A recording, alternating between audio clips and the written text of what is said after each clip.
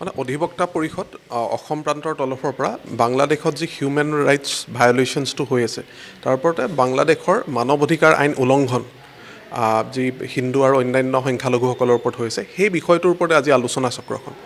আজি আলোচনা চক্ৰত দুগৰাকী সমল ব্যক্তি উপস্থিত আছে। এগৰাকী হ'ল আমাৰ ভূতপূৰ্ব মহামান্য গুৱাহাটী উচ্চ ন্যায়ালয়ৰ ন্যায়াধীশ, বৰ্তমান অসম মানৱ অধিকাৰ আয়োগৰ সদস্য ন্যায়মূৰ্তি শ্ৰী অজিত বৰঠাকুৰদেৱ, আৰু আনগৰাকী হ'ল আপোনাৰ পূৰ্বৰ আমাৰ আৰক্ষী সঞ্চালক প্ৰধান OSD শ্ৰী M মোহন ৰাজ ডাঙৰীয়া।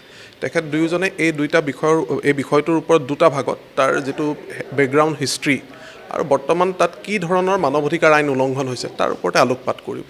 এইটোৱে মূল চৰ্চা বিষয়টোৰ কাৰণে, যে মানে আমি ক'ব বিচাৰিছোঁ যে এই বিষয়টোক লৈ পৃথিৱীৰ বিভিন্ন অঞ্চল যেনেকৈ চিন্তিত, অসমৰ পৰা আমিও এই বিষয়টোক লৈ পেলাই আমিও চিন্তান্বিত যে মানৱতাৰ ভুল লুণ্ঠিত হ'ব নালাগে, গণতান্ত্ৰিক প্ৰমূল্য ৰক্ষা হ'ব লাগে, এই বিষয়খিনিয়ে মূল কথা।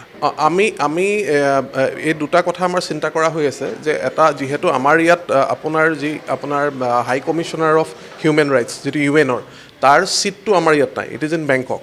কিন্তু আমি এই বিষয়টোত ভাবি আছোঁ যে হিউমেন ৰাইটছৰ যিখিনি গ্ৰছ ভায়োলেশ্যন হৈছে, সাধাৰণতে আমি চাওঁ যে আমাৰ আন্তঃৰাষ্ট্ৰীয় যিবিলাক সংস্থা আছে, এমনেষ্ট্ৰি ইণ্টাৰনেশ্যনেল হওক বা হিউমেন ৰাইটছ ৱাটছ, অলপ আগতে বক্তাগৰাকীয়েও কৈছে, তেখেতসকলে সাধাৰণতে এই বিষয়বিলাকক এড্ৰেছ কৰে। কিন্তু ইয়াত যিটো নৰসংহাৰৰ ঘটনা ঘটি আছে বাংলাদেশত, বিশেষকৈ হিন্দুসকলৰ ওপৰত, বা তেওঁলোকে যি ধৰণৰ লিগেল সুবিধাবিলাক পাব লাগে, যেনেকৈ ক'লে অধিবক্তাৰ সুবিধা, বিভিন্ন বিষয়বিলাক হোৱা নাই। গতিকে আমি ভাবিছোঁ যে এই বিষয়টোক লৈ পেলাই আমি এটা কমপ্লেইন নহ'লেও আমি তাৰ এটা ৰিপ্ৰেজেণ্টেশ্যন এটা তালৈ পঠাবৰ কাৰণে চিন্তা চৰ্চা কৰিছোঁ ভৱিষ্যতে।